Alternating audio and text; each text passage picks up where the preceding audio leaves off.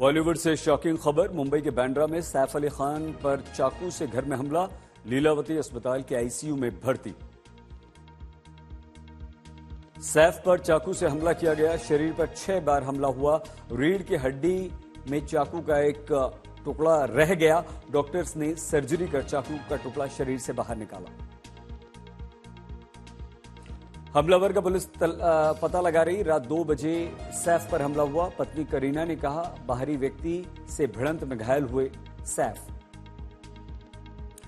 के बांद्रा वाले घर पर यह हमला हुआ है। चाकू से 6 बार उन पर हमला किया गया है। पुलिस घर के सभी लोगों से पूछताछ कर रही है। मामले की जांच में जुटी हुई है पुलिस। सैफ के घर पर बढ़ा दी गई है सुरक्षा। पुलिस के अनुसार बाहरी व्यक्ति ने घर में घुसा और उसके बाद सैफ से बहस हुई, मारपीट शुरू हुई और उसने हमला कर दिया।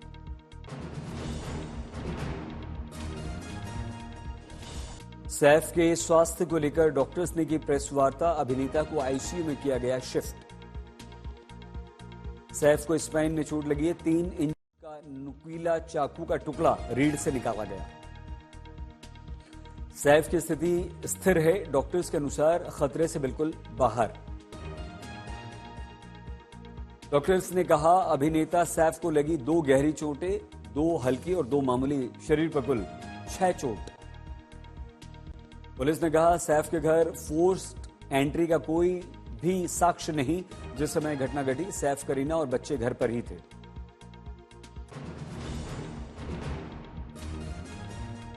सैफ पर हमले के मामले में पुलिस का बयान। कहा, एक को हमने पहचान लिया है और उसे जल्द हम पकड़ लेंगे। पुलिस ने कहा, आरोपी और हमला करने वाला व्यक्ति फायर एग्जिट वाली सीढ़ी के रास्ते फ्लैट में दाखिल हुआ। पुलिस ने कहा, हमने 10 टीमें बना दी हैं और सभी टीमें जांच कर रही हैं। सैफ अली खान पर हमले के मामले में दिल्ली के पूर्व मुख्यमंत्री अरविंद केजरीवाल ने महाराष्ट्र सरकार और केंद्र सरकार पर सवालिया निशान खड़ा किया। सुरक्षा पर सवाल उठाए।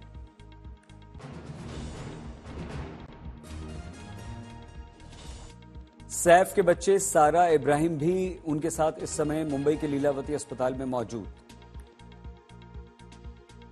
एनसीपी नेता सुप्रिया सुले बोली, घटना चिंताजनक। किसी के घर पर भी ऐसा हमला होना बेहद दुखद। अभिनेत्री पूजा भट्ट ने लॉ एंड ऑर्डर पर उठाया सवाल। ट्वीट कर बोली, हमारे पास कानून है पर व्यवस्था का क्या। प्रियंका चतुर्वेदी बोली, मुंबई में एक और हाई प्रोफाइल की हत्या की कोशिश। सैफ अली खान पर हमला एक बार फिर से मुंबई पुलिस और गृह मंत्री पर प्रश्न उठाता है। कांग्रेस नेता वर्षा गायकवाड़ बोली, सबसे अधिक चिंता की बात यह है कि सब कुछ बांद्रा में हुआ है, जिसे बेहद सुरक्षित इलाका माना जाता है।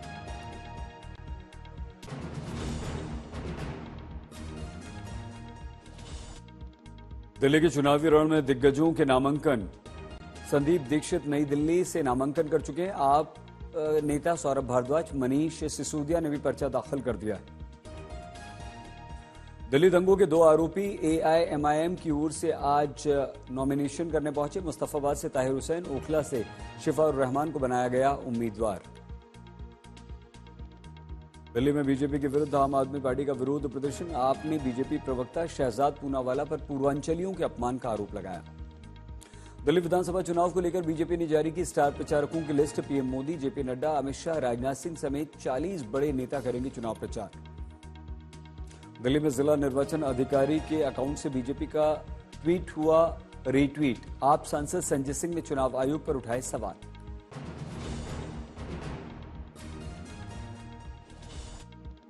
जूते बांटकर बुरी तरह से फंसे बीजेपी के उम्मीदवार प्रवेश वर्मा। दिल्ली के मंदिर मार्ग थाने पर चुनाव आचार संहिता के उल्लंघन का केस दर्ज।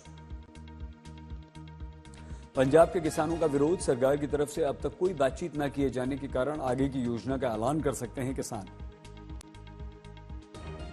भारतीय सशस्त्र बल 16 से 19 जनवरी तक अभ्यास स्ट्राइक का करेंगे आयोजन।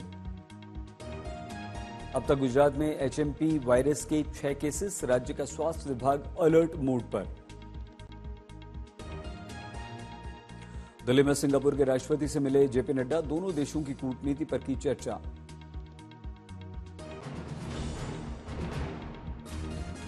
कश्मीर के भालेसा और डोडा में सीजन की पहली बर्फबारी, घाटी का अद्भुत दृश्य बेहद खूबसूरत सामने आया।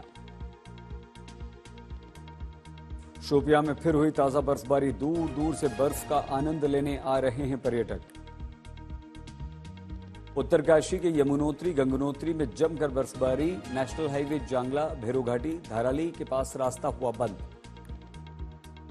जवाहर सुरंग और कश्मीर घाटी के काजीगुंड इलाके में बर्फबारी, सफेद चादर में लिपटी नजर आ रही है घाटी।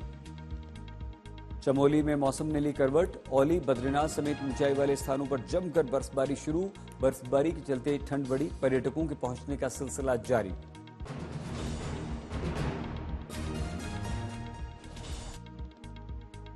दिल्ली में बेघरों के लिए ठंड में शेल्टर होम्स बने सहारा, गुरुद्वारा बंगला साहिब में नाइट शेल्टर्स में लोगों ने ली शरण। दिल्ली के एम्स में ठंड से बचने के लिए बनाए गए शेल्टर होम्स, बेड, कंबल, रजाई और खाने पीने के किए गए इंतजाम। ठंड से प्रभावित बेघरों बेसहाराओं के लिए बड़ा कदम, मुख्यमंत्री योगी ने लखनऊ में शेल्टर होम्स का किया निरीक्षण। नाइट शेल्टर कैंप में सीएम योगी ने जरूरतमंदों को बांटे कंबल और रजाई, मुख्यमंत्री ने लोगों से उनका हालचाल जाना। दिल्ली एनसीआर में कोहरे के बाद बारिश ने बढ़ा दी ठंड, मौसम विभाग ने जारी किया 3 दिनों का येलो अलर्ट।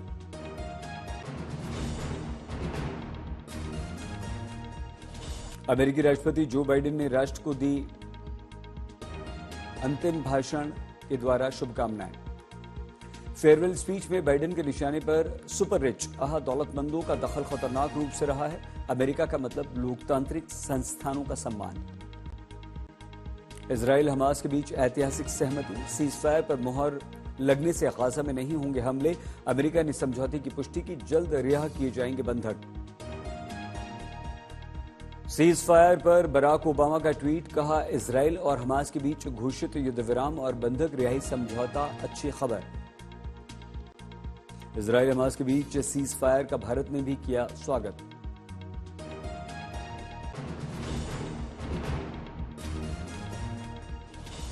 गृह मंत्री अमित शाह मेहसाणा में पीएम मोदी के गांव वड़नगर पहुंचे, कई परियोजनाओं का लोकार्पण किया, पर्यटकों को लुभाने के लिए तैयार वड़नगर।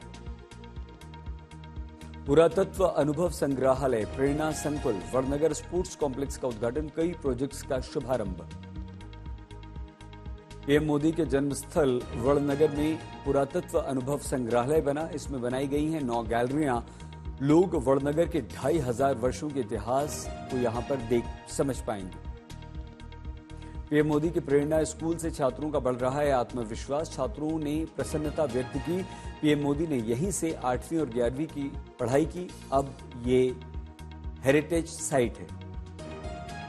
अमित शाह वड़नगर के प्राचीन हाटकेश्वर मंदिर भी जाएंगे। मंदिर की वास्तुकला और डिजाइन समृद्ध विरासत परंपराओं को दर्शाती है।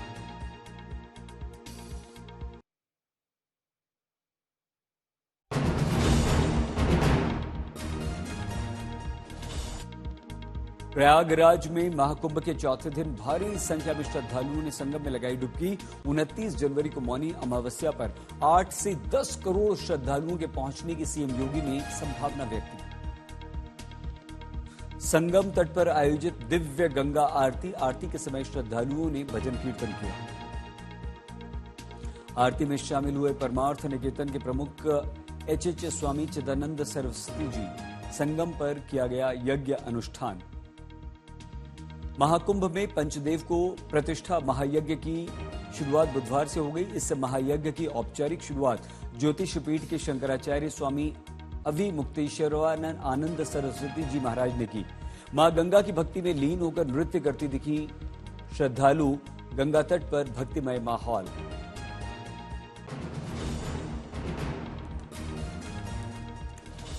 महाकुंभ में आज 12 बजे तक 10 लाख श्रद्धालुओं ने पवित्र स्नान किया।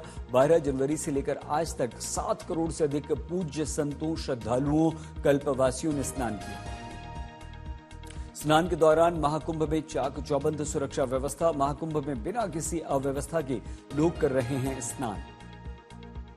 महाकुंभ में खाने की गुणवत्ता परखने के लिए यूपी सरकार ने फूड सेफ्टी ऑन व्हील्स की तैनाती की। खराब दूषित खाने पर लगाम लगाने का प्रयास। महाकुंभ में पहुंचे आईआईटी से पढ़ाई कर लाखों की नौकरी छोड़ने वाले बाबा अभय सिंह जूना अखाड़ा की ओर से हुए हैं शामिल। प्रयागराज में कांटे वाले बाबा रमेश कुमार मांझी और स्कॉर्पियो वाले बाबा का जलवा, भक्तों को दे रहे हैं दोनों आशीर्वाद।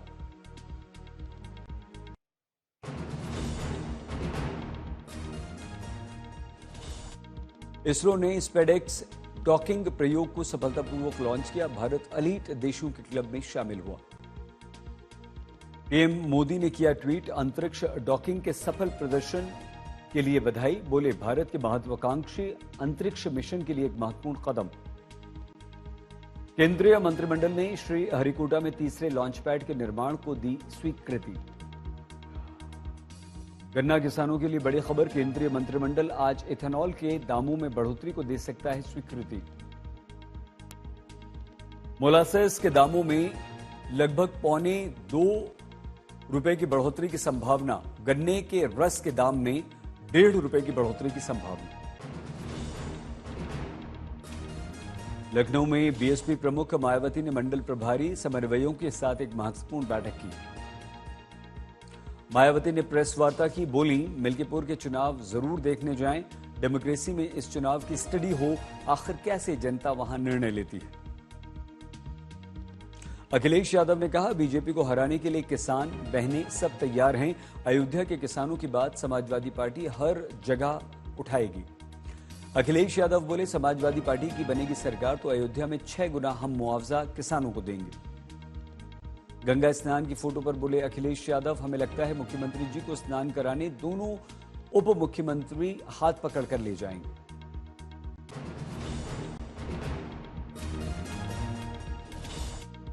अडानी ग्रुप के विरोध में अपनी रिपोर्ट से सनसनी मचाने वाली हिंडनबर्ग रिसर्च कंपनी पर लगा ताला।